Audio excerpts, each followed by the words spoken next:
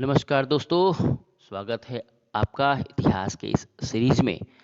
और आज हम लोग बात करेंगे इस सीरीज के नेक्स्ट वीडियो में। और याद रखिएगा, बहुत इंपॉर्टेंट क्वेश्चंस चल रहे हैं, ये इतिहास, करेंट, ओके, ये सब जो कि आपके एग्जाम के पॉइंट ऑफ व्यू से बहुत इंपॉर्टेंट है।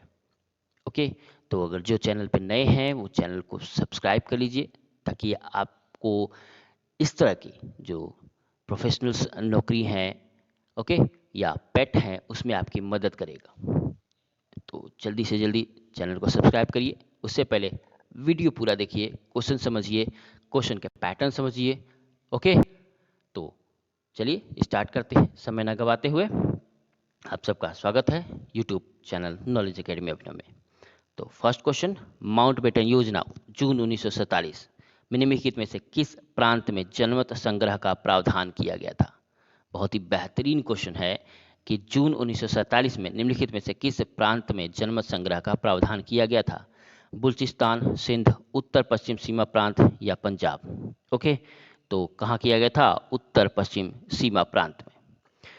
तो माउंटबेटन योजना के तहत सिंध की विधानसभा को एक विशेष बैठक में यह निर्णय लेना था कि क्या संपूर्ण सिंध को दिल्ली की संविधान सभा में शामिल होना चाहिए या उन क्षेत्रों की एक नई संविधान सभा में शामिल होना चाहिए जिसमें इसमें शामिल नहीं हुए थे।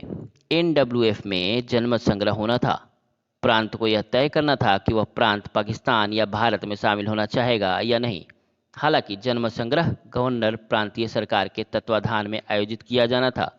बलूचिस्तान को यह निर्णय लेना कि अधिकार भी दिया गया कि उसे भारतीय संघ में रहना है या नहीं। ओके, तो याद रखिएगा, माउंटबेटन योजना के तहत इस तरह के निर्णय लेने के अधिकार दिया गया था। महात्मा गांधी ने अपना दांडी मार्च शुरू किया था। बड़ा सिंपल सा क्वेश्चन है, दांडी, पोरबंदर, साबरमती आश्रम और अहमदाबाद। ओके, तो महात्मा गांधी ने अपने दांडी मार्च शुरू किया था कहाँ से? साबरमती आश्रम से। ओके, तो नमक सत्याग्रह या दांडी मार्च 15 मार्च 1930 को शुरू हुआ था। याद रखिएगा, 24 दिन के बाद 6 अप्रैल 1930 को ये दांडी पहुंचे। गांधी जी ने अपने 78 भरोसेमंद स्वयं सेवकों के साथ यह मार्च शुरू किया था। यह यात्रा साबरमती आश्रम से दांडी तक 239 यानी 239 मील यानी 345 किलोमीटर तक फैली है, जिसे उस समय नवसारी, अब गुजरात राज्य में, कहा जाता था। रास्ते में बड़ी संख्या में भारतीय उनके साथ जुड़ते चले गए। ओके, तो ये भी एक्सप्लेनेशन भी उससे भी याद रखिएगा, बहुत बेहतरीन क्वेश्चंस बन सकते हैं। तो किस वर्ष महारानी विक्टोरिया की उद्घोषणा द्वारा भारत का प्रशासन ब्रिटिश साम्राज्य के हाथों में हस्तांतरित कर दिया गया? 1842, 1858, 1864, 1887? ओके, तो किस वर्ष महारानी विक्टोरिया की उद्घोषणा द्वारा भारत का प्रशासन ब्रिटिश साम्राज्य के हाथों में हस्तांतरित कर दिया गया? याद रखिएगा, 1857 की क्रांति की वजह से ये कार्यक्रम किया गया। और इसकी वजह से ये कब हुआ? 1858 में। ओके, तो भारत सरकार अधिनियम 1858 के तहत भारत में ब्रिटिश सरकार का नियंत्रण ब्रिटिश ताज को हस्तांतरित कर दिया गया। इसके प्रावधान में ब्रिटिश ईस्ट इंडिया कंपनी, जो इस समय तक संसद के तत्वाधान में ब्रिटिश भारत पर शासन कर रही थी, को समाप्त करने और इसके कार्यों को ब्रिटिश काउंसिल को हस्तांतरित करने का आह्वान किया गया था। ओके, नेक्स्ट, प्लासी का युद्ध के बीच लड़ा गया है। बहुत ही इंपॉर्टेंट क्वेश्चन है और आया हुआ क्वेश्चन है। तो प्लासी के युद्ध डैश के बीच लड़ा गया था? मीर कासिम, रॉबर्ट क्लाइव, सिराजदौला और रॉबर्ट क्लाइव, मीर जाफर और रॉबर्ट क्लाइव, उपरोक्त में से कोई नहीं। तो किसके किसके बीच हुआ था? सिराजदौला और रॉबर्ट क्लाइव के बीच में। तो प्लासी की लड़ाई 23 जून 1757 को बंगाल के अंतिम स्वतंत्र नवाब सिराजदौला और रॉबर्ट क्लाइव के अधीन ब्रिटिश ईस्ट इंडिया कंपनी के बीच लड़ी गई। इसके परिणामस्वरूप नवाब पर ब्रिटिश ईस्ट इंडिया कंपनी की निर्णायक जीत हुई और उसके फ्रांसीसी सहयोगी और बंगाल में कंपनी शासन की स्थापना हो गई। ओके, नेक्स्ट, असहयोग आंदोलन कब तक चला? सितंबर 1920 से अप्रैल 1922 तक, अप्रैल 1920 से फरवरी 1922 तक, जून 1920 से दिसंबर 1922 तक और दिसंबर 1920 से जून 1922 तक। बहुत ही बेहतरीन क्वेश्चन है, बहुत ही बारीक क्वेश्चन, क्योंकि इतना ध्यान कोई नहीं देता। 1920 से 22 याद रखता है, मंथ याद नहीं रखता। ओके, तो ऐसे भी क्वेश्चंस आए हुए हैं, याद रखिएगा, एसएससी का क्वेश्चन है ये। तो सितंबर 1920 से अप्रैल 1922 तक। कब तक? सितंबर 1920 से अप्रैल 1922 तक।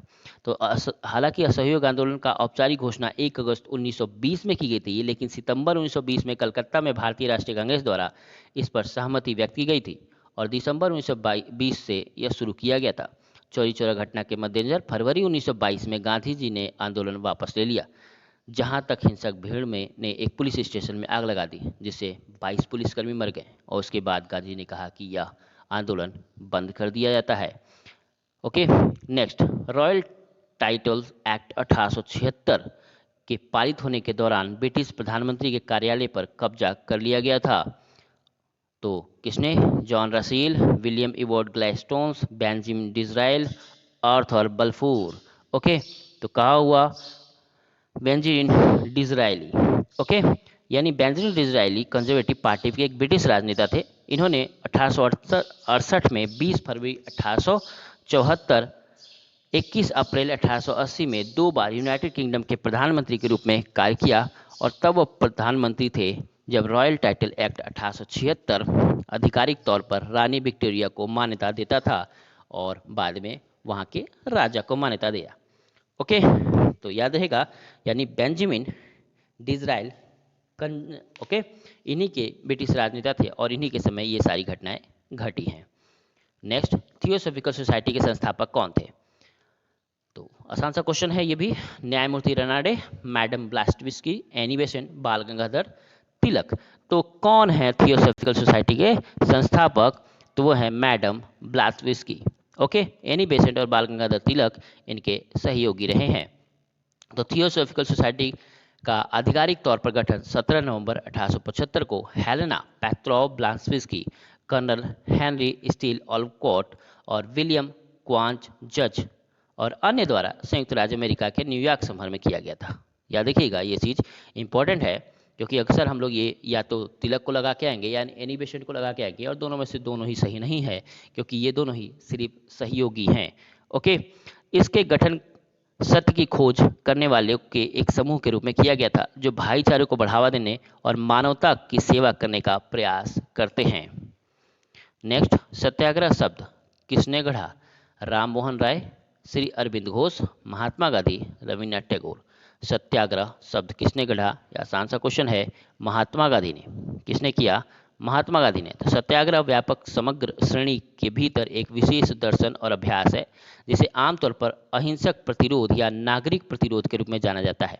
सत्याग्रह शब्द महात्मा गांधी द्वारा गढ़ा और विकसित किया गया था, जिन्होंने इसे भारतीय स्वतंत्रता आंदोलन में और भारतीय अधिकारियों के लिए दक्षिण अफ्रीका में अपने पहले संघर्षों के दौरान भी इस्तेमाल किया था। ओके, नेक्स्ट, राष्ट्रीय कांग्रेस की कार्य समिति ने भारत छोड़ो नामक प्रस्ताव को डैश पर मंजूरी दी। कहाँ पे? दिल्ली, वर्धा, मुंबई, नागपुर। भारत छोड़ो आंदोलन कहाँ किया गया? वर्धा में। कहाँ किया गया? वर्धा में। तो 14 जुलाई 1942 को वर्धा में कांग्रेस कार्य समिति की बैठक में ब्रिटिश सरकार से पूर्ण स्वतंत्रता की मांग करते हुए एक प्रस्ताव पारित किया गया था। यदि अंग्रेजों ने मांगे नहीं मानी तो मसौदे में बड़े पैमाने पर सविनय अवज्ञा का प्रस्ताव रखा गया। इस संकल्प में वर्धा संकल्प के नाम से भी जाना जाता है और अधिक लोकप्रिय रूप से यह भारत छोड़ो संकल्प के रूप में जाना जाता है। याद रखिएगा, बहुत इंपॉर्टेंट है, वर्धा संकल्प के नाम से भी जाना जाता है। क्वेश्चन वहां से भी बन सकता है। भारत में एंग्लो फ्रांसीसी प्रतिद्वंदिता में इनमें से कौन सी लड़ाई निर्णायक साबित हुई? सेरिंगपट्टम की लड़ाई, वंडीबॉस की लड़ाई, असाई की लड़ाई, चिलियाना वाला की लड़ाई। ओके, तो भारत में एंग्लो फ्रांसीसी प्रतिद्वंदी में इनमें से कौन सा निर्णायक साबित हुआ? तो वो है वॉन्डीवॉस की लड़ाई। ओके, तो वॉन्डीवॉस की लड़ाई 20 जनवरी 1760 है ना, 22 जनवरी 1760 भारत के इतिहास में कामटे डी लाली के अधीन फ्रांसीसी और सायन सर आयरकूट के अधीन अंग्रेजों के बीच एक टकराव था। यह 7 वर्षीय युद्ध 1756 से 63 के दौरान दक्षिण भारत में एंग्लो फ्रांसीसी संघर्ष में निर्णायक लड़ाई थी। यह फ्रांसीसी और अंग्रेजों के बीच लड़ा गया तीसरा कर्नाटक युद्ध था।